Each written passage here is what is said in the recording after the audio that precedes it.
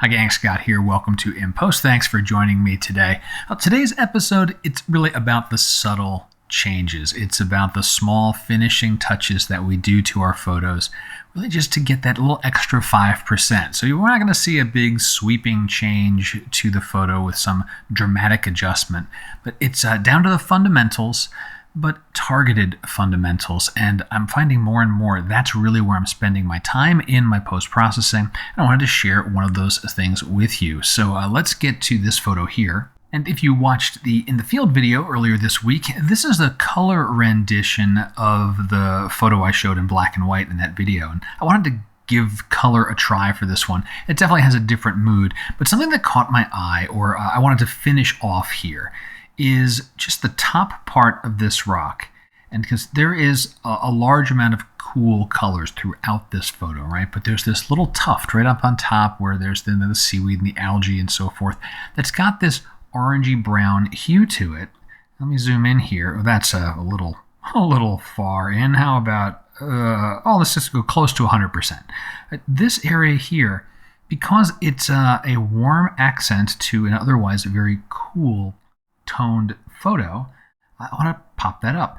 Now, there's a couple of ways to do this. And with a photo like this, the global adjustments, HSL, they'll work really, really well because there's not a lot of other warm tones in the photo. So HSL, get saturation. I'll use the little color picker and just kind of hover over it. And you can see over on the right side, I'm hovering between orange and yellow. I'll just click and drag upward. I'll go really far. You can see all that saturation show up.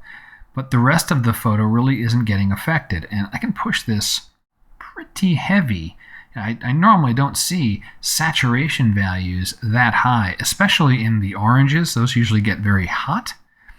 Then if we'll zoom back out, we can see the impact of that before and after. And subtle changes, right? Subtle changes. If I push that even farther so you can really see it, I'm going to push it all the way to 100, which is too far. But before and after, you get the idea there. I'm just dialing that in, and let me zoom back in for the fine tuning here. It's something like this.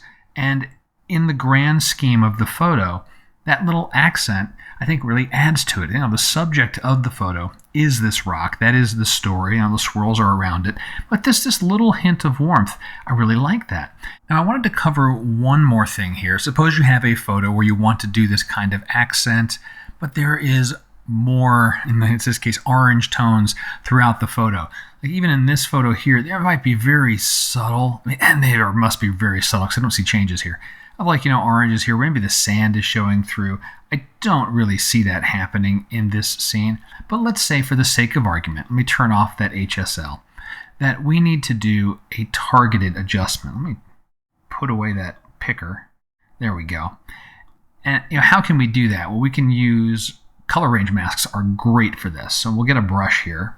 We'll take a brush. I have a saturation brush shown. Let me push the saturation slider all the way up and the flow on the brush all the way up, density all the way up, just so we can control the total add on this saturation. So amping it up really high, and that just helps visualize it. You can turn on the mask overlay to see what's going on, but let's just go ahead and push that through. And actually, I'm noticing the greens there too. Let's go ahead and pick up the greens for now.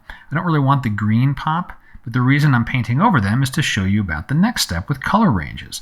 We have color ranges in Lightroom. You've got color range masks and on one. So, your different tools have different options. Color range, we'll grab a picker, and I'll just draw a little box like right here. And when I press the O key, we can now see that mask. Put away the picker.